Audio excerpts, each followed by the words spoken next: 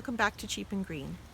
I've been really worried about climate change and how we can, in a small way, do something to make life better and reduce the heat on the planet.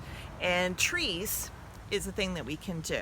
We have quite a lot of trees in our backyard already, but I wanted to find a way to try and add even more trees.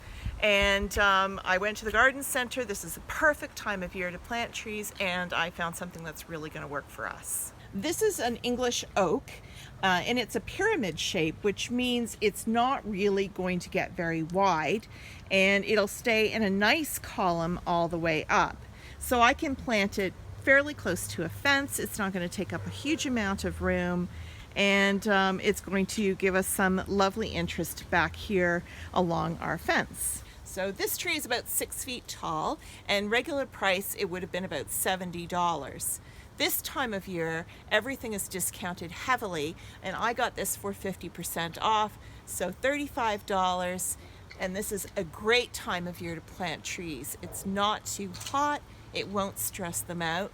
We know it's going to rain tonight, so this tree will be beautifully established before the cold weather hits, and it'll be nice and full and gorgeous by the time spring comes next year. For planting a tree, you don't want to go deeper than the depth of the pot. You definitely want the top of the tree, this here, to be the same level as the soil. This is pretty close. I think that's pretty acceptable. And then you want to make the hole wider, 50% wider than the root ball. So you can see there's lots of nice room here. So the tree will grow with the roots out this way and be nice and sturdy and be able to resist those winter winds. The thing about planting a tree is you have to think 10, 20, 50 years ahead and think about how big it's going to be when it's fully grown. Now I know it looks like I've put it really far from the fence, and it is a little far, but once it's fully grown, it will be 3 meters wide. So I need to give it lots of room so that it's not crowding the fence, and it has lots of breeze around it, lots of air movement, and it will be a happy tree. So that's why it's so far away.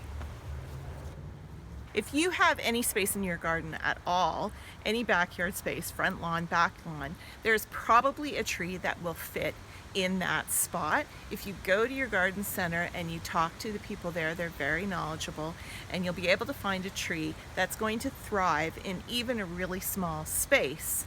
And if you have no backyard at all, then you can consider contributing to the YouTube movement of planting trees.